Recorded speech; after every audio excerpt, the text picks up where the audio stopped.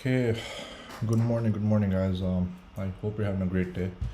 Um, so this morning we have one very important number, and before I go over, if you guys go on Spot Gamma and you guys duplicate it, and you guys go on free resources, there's a Spot Gamma glossary here. This has everything that you guys need to know for the levels that they post. Because some of you guys message me, but you guys can check everything here, basically what it means. One important level today is the volatility trigger level. What exactly is the volatility trigger level? It tells you here, so you can read. If at first you don't understand what this is, just put some work into it, get used to it, see if it makes sense to you. These levels are based by options data, right? It's not somebody's bias or anything. So these levels will help you a lot. And today's volatility trigger level that we have, because we're trading right around it, that's the reason I'm covering it. So at 4065, basically what's going to happen with the dealers is they're going to shift from negative to positive gamma, and when that shift is going to happen, there might be more buying that's going to go on in the market, so you can expect higher numbers in the market. All right, and then we have all zero gamma all the way towards 4200, I believe. Yep, roughly around 4200. So this is where the activity goes null, and then we see in the market, do we continue going higher or do we resume the downtrend back again? Okay, but today's level that matters the most is the 4065 level. So 4065 will matter the most. We hold above this, the sentiment change will shift to bullish, and we probably see 4100 and 4150 even. All right, but do expect volatility today based on certain data. So we can have volatility both ways. I think we have some information this morning on the PCE numbers and stuff. I guess the market likes it. Pre-market things are ripping, tech is ripping, right? And few charts that I'll go over. HYG, the bonds. Here's this was a strong signal for the market for a nice little bottom. Then we have LQD also, those that follow bonds, right? And this was also putting in a sort of a bottom. So let's see, as long as we get some runs in these names, I think the market will hold. All right, Google was one name that I really liked at the bottom yesterday, and for now I'm just gonna watch it. I think it's up pre-market. Maybe I'll play some spreads on it into next week, because we can absolutely expect this target right here. We can expect this zone right here of 2300, 2400 on Google. So vertical spreads can be the play if we can get a retest of 2160. So on a 2160 test today, I might play. I mean, who knows? Depending on the market sentiment, I can also change my views. But around 2160, 2170, I'm looking at Google spreads. And another name that I'm looking for is Amazon, obviously. Finally, after all this time, I might pull some butterflies here. Gurvinder, if you're listening, you asked, any butterfly candidates. So I think on Amazon, I might play a butterfly, just have some upside exposure to the upside, or 2-3 weeks out. I'll probably play a $2,500 target. Do we get there? I have no idea. That's the reason I'm going to do butterflies, because they will not be as expensive. They will be cheap. All right. So Amazon butterflies, I will probably alert sometime today in case if the market does hold and we rip up. Those can pay up huge, and these are the one butterflies that can probably go 1,000-2,000%. All right. So we'll look into this. Tesla also very strong, and is breaking the trend for now, right? And let's see if we can hold above this zone. On Tesla, we can definitely expect 786, 800 or so.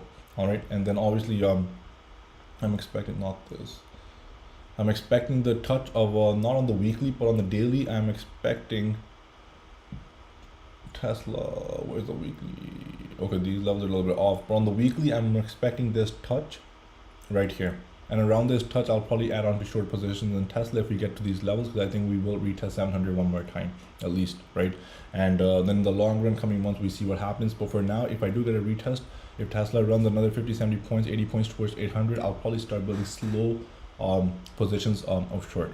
All right. One thing I do want to note and point out is the monthly charts, because monthly charts will be closing soon. We have a few more trading days into those, right? May 31st, you want to pay attention, and which will be next month. So where do the monthlies close? The 8 and 21 EMAs are very popular averages used in the market. So can we hold above the 21 EMA on Tesla? If we do, that's roughly at 7,450 right now. So the monthly can absolutely close above 750, and it holds the 21 EMA for now. All right, and then we see what happens. The first month bounce happened right here. This was a very strong monthly support, and Tesla held. All right, so just above 600. And Apple also on the monthly, we're holding about 21 EMA, and I think it goes up high. Let's see how high it can go. If we can go towards 150, 152 this month, that would be great. It gives us some opportunity to add onto positions for the coming months. All right, because the ADMA on the monthly has broken and closed underneath, that usually is a trend. All right, so 8 and 21 EMA on the monthly, they're in play for me. I haven't looked at these in months on the daily or anything, but now on the monthly basis, I do want to look at them because they can signal a significant trend change.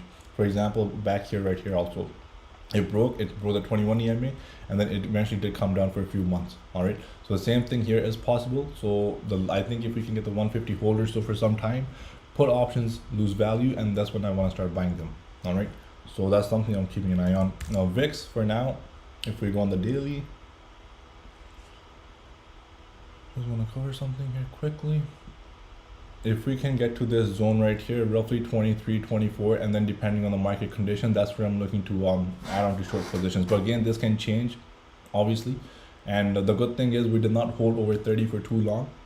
This is something that I was worried about, that we're holding above 30 for too long. Those that have been attending pre-market from before, when we hold above 30 for too long, it's not good for the markets. Something has to happen eventually in the coming days. But obviously, we were able to get under 30, and then the normal volatility of the bear market stayed. All right, and then financials are also holding well for now. And my only downside exposure I have right now is in JPM puts for July, which I'm going to hold on to for unexpected downside.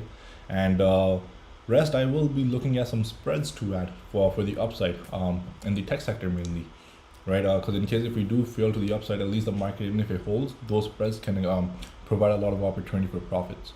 All right, so vertical call spreads is something I will be looking into. Let's see how they work out, and we'll go on from there.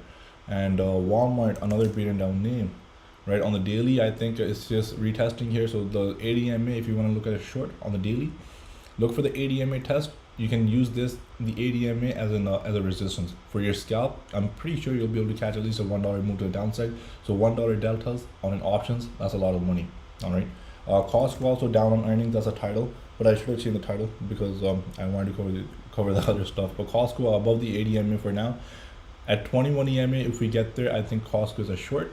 On earnings is down. I don't know about the guidance. I didn't look into it, but I looked into the earnings. They were fine. But guidance, just need to read a bit more on it. But overall, Costco is opening up pretty flat because I think the earnings reaction from Walmart and Target already happened. It was already priced in most likely. So Costco, look at the 21 EMA, and 21 EMA can give a nice little short. And from this, the other ticker that I have written down is Nvidia. Nvidia I'm also looking for because I think this is one name that can run towards 200. So keep an eye from chips. Nvidia is the one name that I'm looking at. So I can probably buy some spreads. Options are expensive on Nvidia, but 180, 185 vertical call spread can work well. And if you don't know what spreads are, we did the session last Monday. It's in sessions. Please watch it. I go over it, how to do them and how to run them. All right. Again, one thing that you don't forget, I don't want to roll out. Market looks great. Everything is green. On all of these rallies, people were rolled up. I just want to remind you, on a longer time frame, the markets are not good, to be honest. So while these rips last, enjoy them, use them to your advantage if you only buy calls. But do know this, in the coming months, I could be wrong, but picture is likely to get ugly again. So don't get caught with your pants off, you know, or however the saying goes. Pretty bad though. But let's see. So 4200, 4300, I'm looking at SPX. That's where I will look to possibly add my short exposure in the market, right in this zone, roughly around here, around these levels. God bless. I'll see you guys back in the chat.